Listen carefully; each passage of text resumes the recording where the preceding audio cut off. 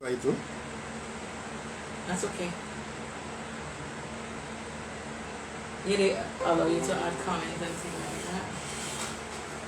Instagram going live. You're launching also? You know, 25. Right. Hey, what's going on, everybody? Ah, we are here! So, what are we talking about today? We don't know what minutes. So, what are we We don't talking know about? what minutes and anytime. Today, you know what? Launches. Launch I will send you a request. Request to people request. So, what are we talking about today? Request. So, what are we talking about? And then you go down yours.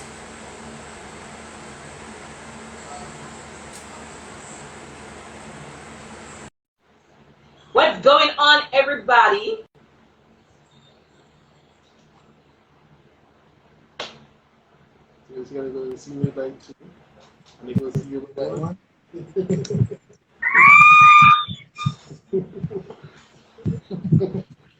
Alright guys.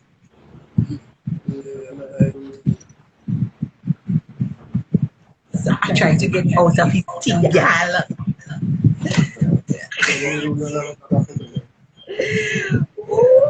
Yeah, trying to get out of the way. So let's talk about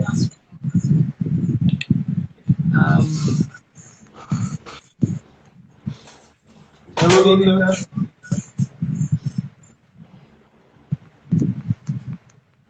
so Kent. Can you ever echo? So I don't know why you doing that. I didn't say I was like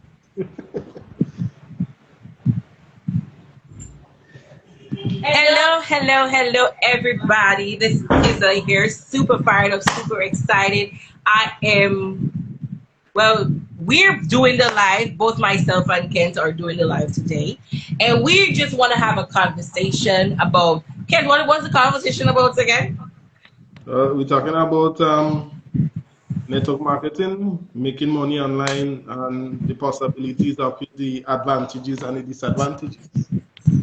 Yeah, but what I love, listen, anytime I hear about network marketing, I get excited. I get excited. Why? Because it involves teamwork. I know many people it involves teamwork. And I love working on a team because as a team, you can go further in life. If you want to go fast, go alone. You can But go if you want fast, to go you can go far in fast life, solo. you do it with And a team. yeah, and this is what I was taught by Mr. Chineri from one of my previous companies that you can go far and fast by yourself, but you can go further as a team. Right. But I I don't know if you want to give me some insight as to why people don't like working on a team. I don't know why. Well, I guess how much is simply because you have a lot of people that might be slightly antisocial. They don't know how to talk to people. And it's like they're not really trying to develop themselves to learn to speak to people. So then sometimes you find that these are the people that may not open to talk to other people. Yes, and then it's a fear. Most people have to overcome the fear of talking to people, which then makes it harder for them to actually get people to join the business. Yeah, but I believe it's an amazing experience to join the industry because the things that I never do, I would have never done a live. Look, I'm doing a live today. I would have never be like vocal or anything and be so open with a lot of things compared today. And thanks to the industry, I am so happy. What is it, baby? I'm so happy that I am who I am today, but that's not where I want to be. And I do hope that that's not where you want to be either. You are who you are today, but you are still building yourself. Because Yeah. if you are living, if you're living and you're not growing, you are dying. We were here. We are creatures. We were born to create.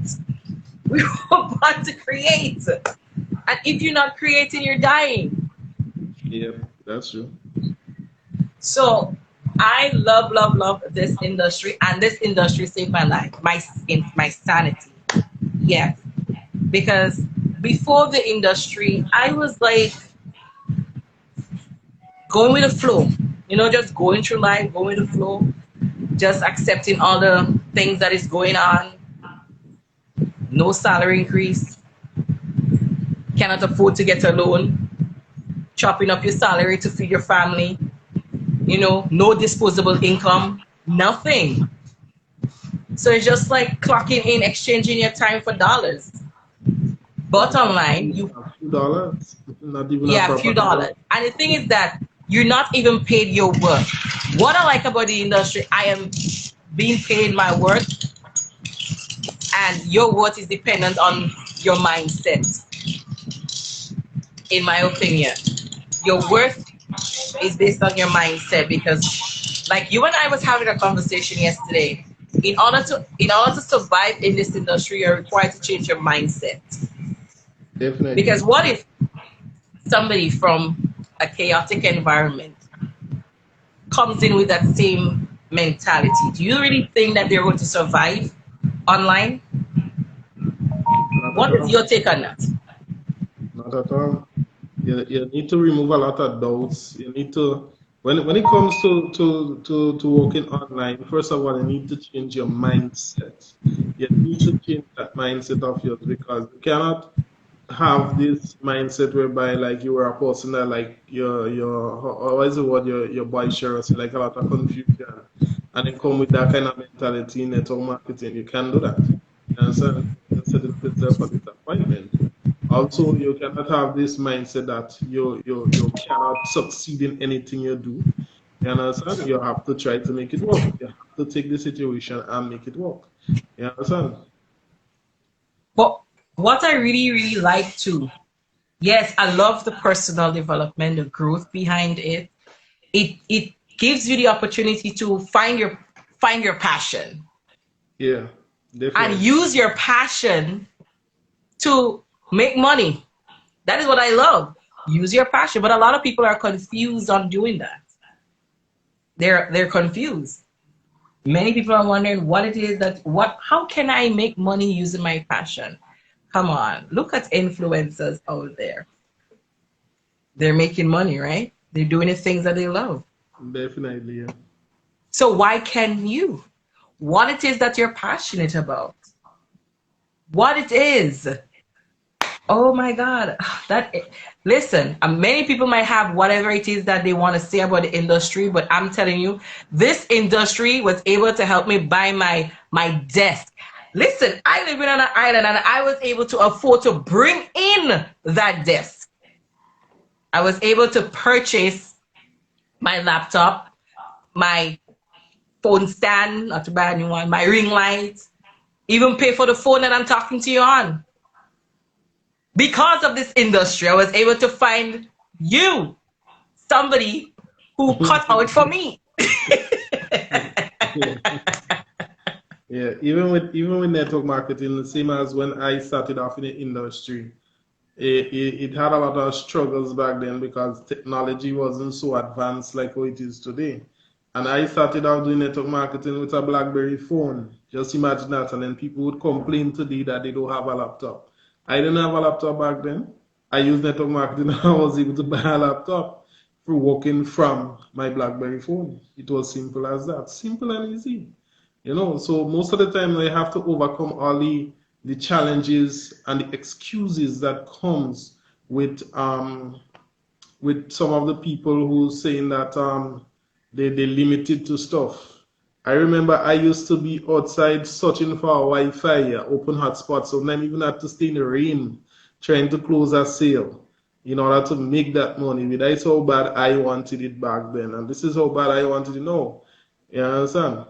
So there's a lot of people who's going to give a lot of excuses. I mean, come on, those things don't make no sense. When I see the challenges that I had to go through to try to make it, and I did actually make it, you understand? The excuses are no. Yes. Listen, when I wanted money to go to St. Lucia, for my graduation. Do you know what the loans officer said to me? I'm not qualified. That hurt my. Imagine, I've been through school for like 7 years. I did it part-time. And to be told that you're not qualified for a loan because you want to go and, go to the graduation. Do you know how much that hurt me? That is one of the reasons why I turned to this industry. I was able to get that money. The institution denied me the amount that I wanted, but that didn't stop me because I wanted it so bad. And I was able to have a hell of a good time, met some amazing people. So I don't understand why people would continue to make excuses. Why would you make excuses? Yeah. It doesn't make sense. You have to create a no excuse policy for yourself in order to make it in the industry. Yes. My why was so big enough to make me cry, and I literally did cry. That real hurt me when that loan officer said you are denied. And I know there are people right now, because of the employment status, they cannot even afford a loan. They cannot even go to a loan. They cannot even go get a loan. Yeah, that is true. That is true.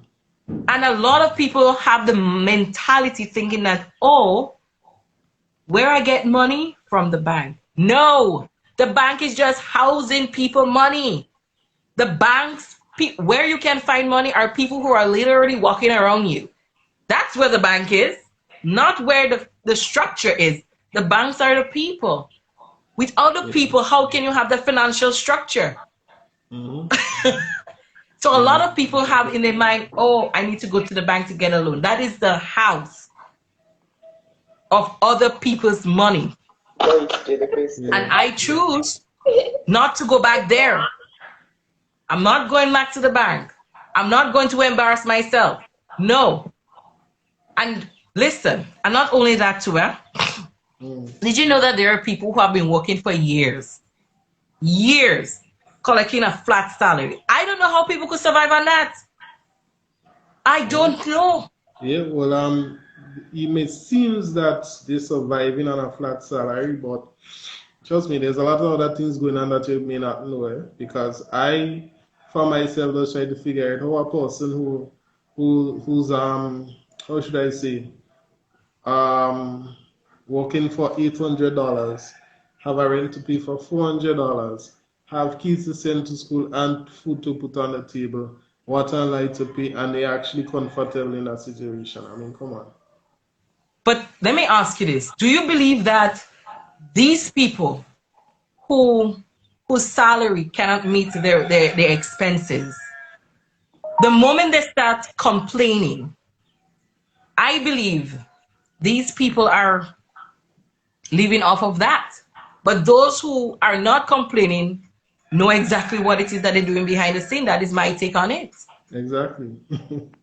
Yeah. So I don't understand, how can you be comfortable with one thing all your life and waiting on hand-me-downs when you could collect unlimited money? Unlimited, just by doing the things that you love. Yeah. Simple. But you see this Mr. Man they call fear? When you remove fear, follow that is a blissful feeling. I used to be afraid of doing a lot of things. A lot of things. I used to be afraid of what people think about me. Yeah, that was one of my biggest fear, what people would think about me. But then at the end of the day, what a person thinks about you doesn't really contribute to your life, because it doesn't help you pay a bill, doesn't put food on your table. So Exactly. Yeah, well, you would say contribute to your life. You know what I have in the back of my mind? Yeah. It doesn't contribute to my bank account. not just my bank account, in many different ways. Because I mean, come on, you just think about it. Somebody, why value someone's opinion who has no part to play in your life? You understand? I mean, Tell me about it. you value the opinion of the people that really matters the most. Yeah. Oh, That's boy. one of the key things. You value the opinions of people that matters the most. The others know the bystanders, what they call them, the public judges. You understand? You leave them to themselves. Yeah. Exactly. Exactly. And it has so many opportunities out there, but we yet for all continue to complain. I used to be a complainer. I'm going to be quite honest. I used to be a complainer. But when I see the benefits of this industry and see how far it can take you, you know what? I just back and I stop complaining. But I start being fanatical. So who you used to complain to? Listen, I used to always complain to my employer, you know. Y'all have me doing five different jobs. Eh. And one measly salary. Eh. That makes sense? Not at all. But I used to complain. I stop. Because they ain't gonna fix my problem for me than me. So I made a decision to get into the industry because it has so many contributing factors that causes me to enter here. Yeah. In, For me, in I used to complain, but I used to complain to myself. I used to always find myself into the closest mirror, look at it, and was like, boy, you're wasting your life. Do something better with yourself now. I used to always be telling myself that. And, that is one of the things that helping me to kind of come out of my shell a lot, is that you need to sometimes have a conversation with yourself. Yeah, so as you would say, have a staff meeting. Yes. Listen, if you see me having a conversation by myself, just know that I'm having a staff meeting, okay? I'm Yeah, you need to have a staff meeting. Yeah, you have to pull yourself together and have a conversation with yourself, because there's no one in life that will change your situation more than you. And this is something that people need to get to understand. Everything that happens in life begins with you. What happens next in your life begins with you. Nobody exactly. else. Exactly. So, and the thing is, if you do not have a goal, or if you cannot see where you're going, how do you know when you get there? Or how do you expect to get there? When you get there, would you know that you get there? Yeah, if you don't know where you're going, you wouldn't know when you get there. Oh my God. Oh my God. But it really amazed me to see people saying that this industry is a scam. Can you address that? Well, there is a lot of scamming industry, but at the same time, too, you have to learn to tell the difference. You have to educate yourself on how to tell the difference. Okay. So how would you view how would you view that a business opportunity is a scam? What are the things that we need to take into consideration? First of all, looking at an opportunity that doesn't have that is a scam, you first have to look at the product. What does that company has to offer? You understand? And you have to look at the authentication of that product. Does that make sense to you? You understand? Does that product make any sense to you? These are the things that you need to take into consideration to know if a company is legitimate or not. So let me have to forget about the structure, because some people would always say, pyramid schemes and all of those things. But yes, life is a pyramid scheme. You have to understand that life is a pyramid scheme, especially in your workplace, because you have one man at the top, then you have people going right down that would contribute, and then the people at the bottom, these are the one who's getting the scraps and they're not getting nothing, whilst the man at the top is filling the belly. So you have to always have to try to be at the top. And with network marketing, we all could be at the top. We all could definitely be at the top. You understand? So now going back to your question, to find out the legitimacy in a business, you first need to look at what they're offering. What is that company offering? What they're offering, does it make any sense? That is what you tell yourself. So for me, I always like something authentic. I like to pay for something that I could hold in my hand. And so I like to pay for something I could touch. I like to sell, so I want to pay for something that I know I could sell. Yeah. So As long as the company doesn't have a product or a service, it is a scam. Yeah, Right. it is a scam. Now, I want people to know the difference between a, a professional network marketer and a poser or an amateur. I need people to understand this. Professionals will not inbox you and pitch you any business opportunity.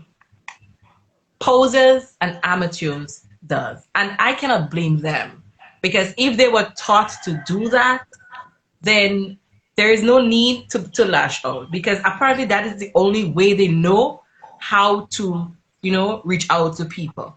But what I do know is that in order for you to grow your business, you must have a loyal customer base. That's one thing. And how do you have a loyal customer base? If I am not giving you any value, would you trust me? No. No. Exactly. If I don't know what it is that you want and I just pitch in an opportunity to you, would you trust me? Nope. Hell no. Because in this day and age, people are you know what?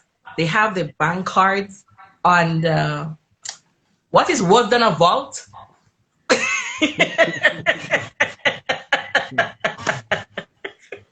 What is worse than a vault? Yeah. Yes.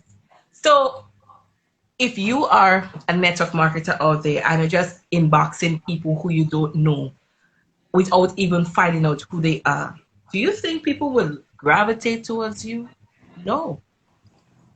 And then you have some of those people who try to surpass having a conversation. I mean, from the time you say hello, you should know definitely you started a conversation. But then most of the time, they don't even try to figure out what it is that you're doing with your time.